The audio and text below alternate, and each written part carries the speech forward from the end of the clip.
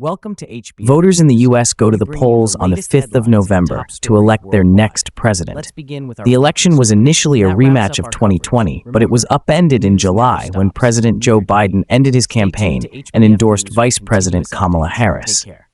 The big question now is, will America get its first woman president or a second Donald Trump term?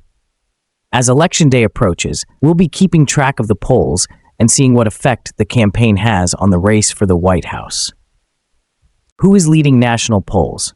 Harris has had a small lead over Trump in the national polling averages since she entered the race at the end of July, and she remains ahead, as shown in the chart below with the latest figures rounded to the nearest whole number.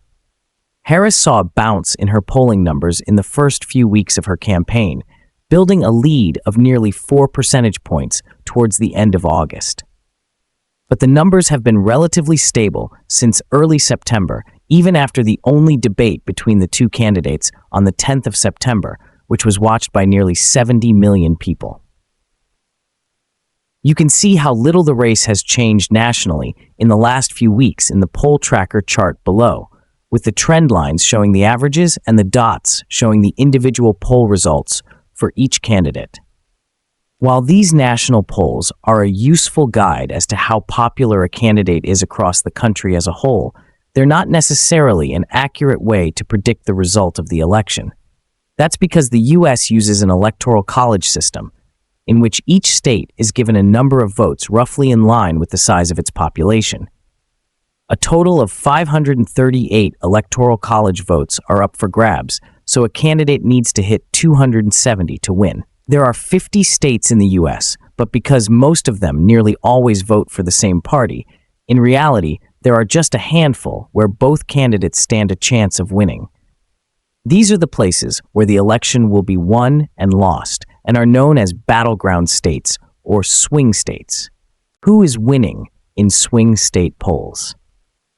Right now, the polls are very tight in the 7 states considered battlegrounds in this election, and neither candidate has a decisive lead in any of them, according to the polling averages. If you look at the trends since Harris joined the race, it does help highlight some differences between the states. But it's important to note that there are fewer state polls than national polls, so we have less data to go on, and every poll has a margin of error. That means the numbers could be higher or lower.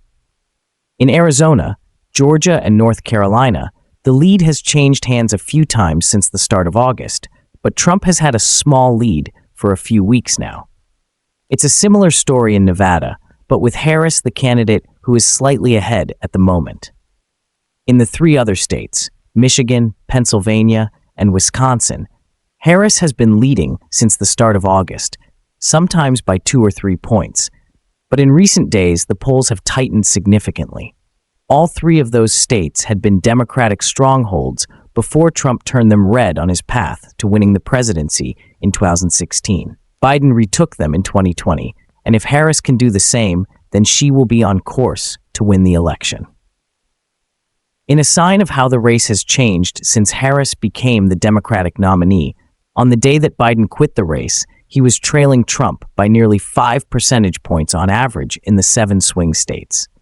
In Pennsylvania, Biden was behind by nearly 4.5 percentage points when he dropped out, as the chart below shows. It is a key state for both campaigns, as it has the highest number of electoral votes of the 7, and therefore winning it makes it easier to reach the 270 votes needed.